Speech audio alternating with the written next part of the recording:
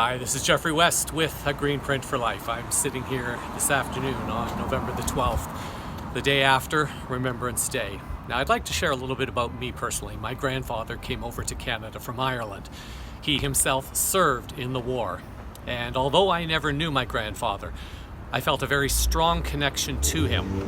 And in fact, I think I'm the only one in my family who seems to have that fighting Irish spirit, as is so commonly heard amongst the Irish people. I feel very strongly in my connection to him that he would not really be happy with the way things are unfolding in the world right now and the way in which the memory of Remembrance Day is being tarnished. You'll see a photo of my fingers pointing to a plaque on the wall of the Legion that says, "We will remember them."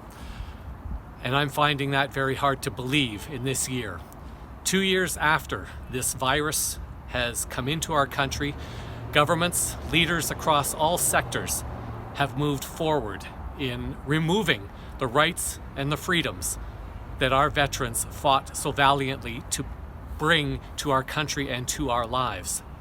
Today, more and more people are following the mandates, which are not really law, in trying to enforce medical procedures upon people, a form of medical apartheid, which in turn is a symbol of the lack of freedom in this country, and by definition, the lack of memory of the people who gave their lives to give us the freedom that we are now losing.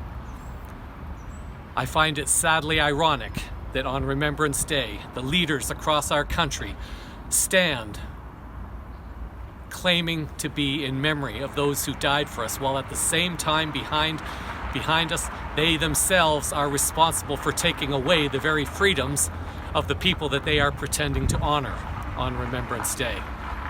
This, to me, represents a very sad legacy and a very sad step for our country. It is my firm belief that my grandfather and many other veterans who have passed away, if they were looking down upon this right now, they would be asking the question, what are we remembering on Remembrance Day? Because it does not appear that we are remembering the veterans.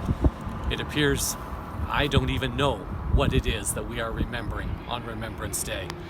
We need to start asking the very serious questions, because even now, as we pretend to celebrate Remembrance Day, there are freedom fighters across the country and around the world who are making a valiant attempt to stand up for the freedoms and the rights of humans worldwide, yet they are the ones being persecuted, demonized, and ostracized.